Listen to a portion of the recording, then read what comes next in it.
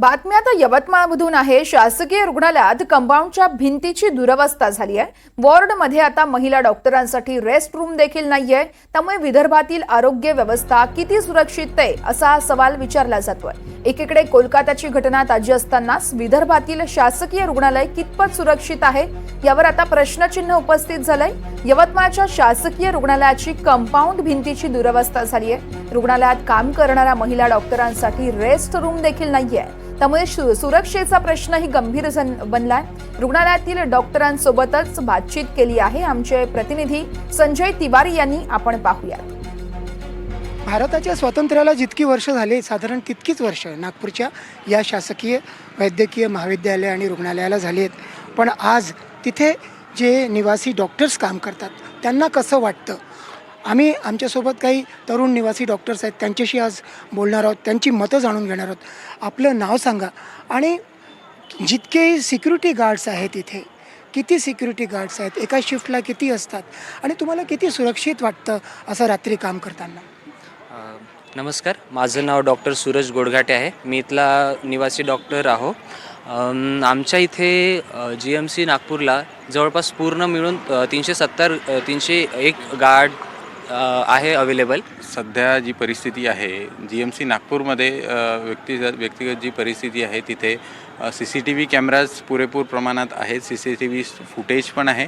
पण आमची ही मागणी आहे की कंट्रोल रूम, एक सुसज्ज कंट्रोल रूम असावी, त्यासाठी सँक्शन भेटलेलं आहे। आणि 2.5 करोड म्हणजे 2.5 कोटींचं हे सँक्शन झालेलं आहे। माननीय कलेक्टर साहेबांनी आपल्याला फंड दिलेला आहे। डीन सरांशी त्याच्यासोबत बोलणं झालेलं आहे। त्या 2.5 CRचे आपण CCTV कॅमेराज विकत घेतलेले आहेत। ते इन्स्टॉलेशनचं काम सुरू होईल काही दिवसातच। आणि सिक्युरिटीचं जर म्हणाल तर सिक्युरिटी पुरेशी आहे, पण यापेक्षाही जास्त असेल, कारण की सध्या जे कोलकातामध्ये प्रकरण घडलं ते पाहता की सध्या आणखी सिक्युरिटी जर असेल तर आम्हाला जास्त सुरक्षित वाटेल, हे आमचं मत आहे। आपल्यासोबत एक महिला निवासी डॉक्टरसुद्धा आहेत, आपण त्यांच्याशी बोलूया। काय नाव आहे आपलं आणि किती सुरक्षित वाटतं आपल्याला? आपण सेंट्रल मार्टच्या सदस्यही आहात असं ऐकलं आहे। नमस्कार, मी डॉक्टर दीक्षा बजाज, महिला प्रतिनिधी central mart and mart GMCH Nagpur. सुरक्षेच्या बाबतीत बोलावं तर प्रत्येक महिलेला तिच्या जे हॉस्पिटल आहे त्या वातावरणात एका पेशंटसोबत भरपूर नातेवाईक येतात। तर खूपदा असं होऊन जाते की ते नातेवाईक थोडंसं पण काही कमी जास्त झालं तर अंगावर यायला बघतात। तर त्यावेळेला आम्हाला थोडीशी भीती वाटते। आणि नागपूरचं सोडलं तर भरपूर ठिकाणी असं आहे की व्यवस्थित लाईट्स पण नाही आहे आणि डॉक्टर्सला राहायला साईड रूम वगैरे प्रॉपर नाही आहे, वॉशरूम्स नाही आहे। तर असं होते की बेरात्री आम्हाला कधीतरी कॉल बघायला जेव्हा जावं लागते तेव्हा त्या रस्त्यांना चालताना आम्हाला थोडीशी भीती वाटते।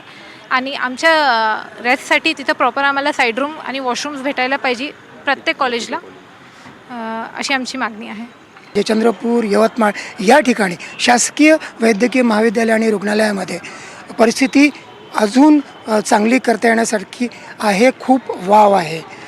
व्हिडिओ जर्नलिस्ट विनय शुक्लासोबत संजय तिवारी, NDTV मराठी, नागपूर।